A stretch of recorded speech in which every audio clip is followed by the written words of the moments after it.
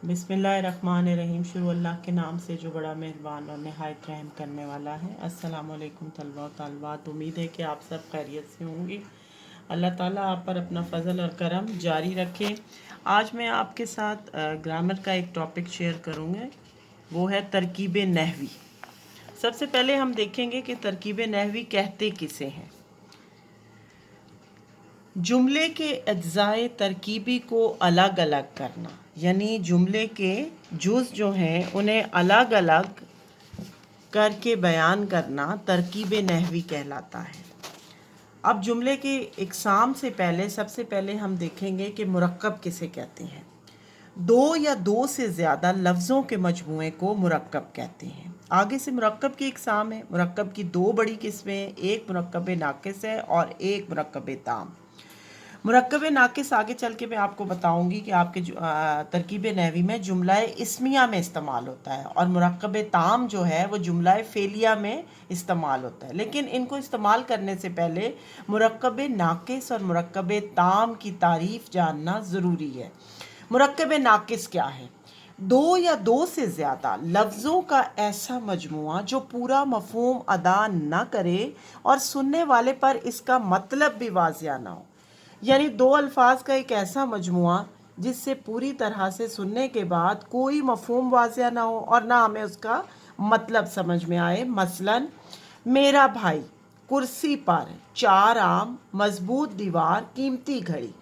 अब मेरा भाई कौन है, मेरा भाई क्या कर रहा है, हमें पूरी आगाही हासिल नहीं हो रही, तो ये मुरक्कब नाक़िस है। कुर्सी पर, कुर्सी पर क्या हो रहा है, कुर्सी पर कोई चीज़ पड़ी हुई है या कुर्सी खाली है, क्या है, ये भी मुरक्कब नाक़िस है। चार आम, चार आम किसको दिए, चार आम कहाँ रखे गए, ये पूरा जुमला नहीं है, इसलिए ये भी मुरक्कब नाक़िस है। मजबूत दीवार, कीमती घड़ी, ये भी मुरक्कब नाक़िस है। अब हम आ जाते हैं मुरक्कब ताम की तरफ। दो या दो से ज़्यादा लफ्ज़ों का ऐसा मजमुआ जो पूरा मफ़हूम अदा करे और सुनने पर या सुनने वाले पर इसका मतलब अच्छी तरह से वाज़िह हो जाए, मुरक्कब ताम कहलाता है। नाक़िस के लिए मैं एक इस्तिलाह बच्चों को बताती होती हूँ कि अगर नाक़िस और ताम में आपको फ़र्क याद ना रहे या आप कंफ्यूज हो जाएं तो एक बात याद रखें। नाक़िस को इस तरह से जहन में रखें कि जैसे जुमले में कोई नुक्स रह जाता है तो नुक्स से नाक़िस को याद रखें, और ताम की तारीफ में बताऊंगी आपको कि दो या दो से ज़्यादा लफ्ज़ों का ऐसा मजमुआ जो पूरा मफ़हूम अदा करे और उससे सुनने वाले पर या जो भी उसे पढ़ रहा है उसे मतलब अच्छी तरह से वाज़िया हो जाए। मसलन, मेरा भाई बीमार है।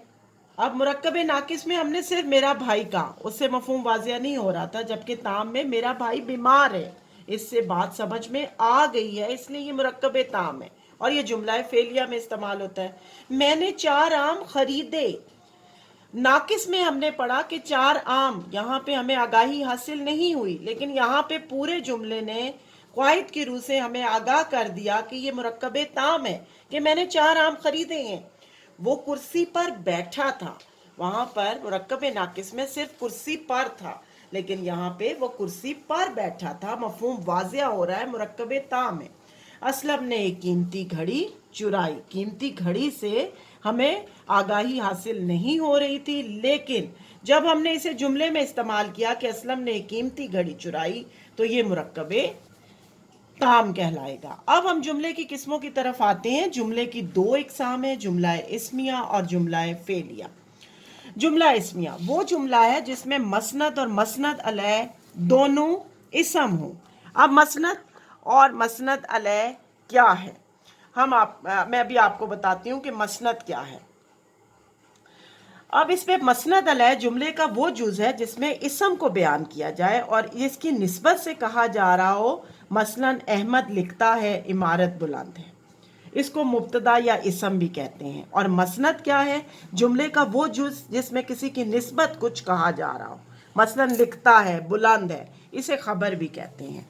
और फेल नाक़िस जिससे ज़माने का तयन हो, ये जुमला इस्मिया के अज्जा है। अब मैं एक जुमला आपके सामने बोलूँगी। अकबर बहादुर है। اب ہم اس کی ترکیب نحوی کریں گے یا جملے کی تختی کریں گے.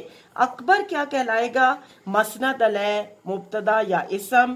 بہادری اس کی ایک خبر ہے، مسند بھی آپ اس کو کہیں گے، اور ہے جو ہے وہ فعل ناقص ہے.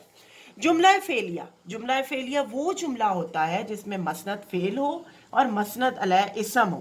اسلم نے خط لکھا. اس جملے میں لکھا مسند یعنی فعل ہے، کام کرنا، ورب جسے انگلش میں کہتے ہیں، اور اسلم مسند علیہ جس کی بات ہو رہی ہے. جملہ فعلیہ کے اجزاء: مسند علیہ، اسے فاعل بھی کہتے ہیں ہم، یا انگلش میں سبجیکٹ کہتے ہیں.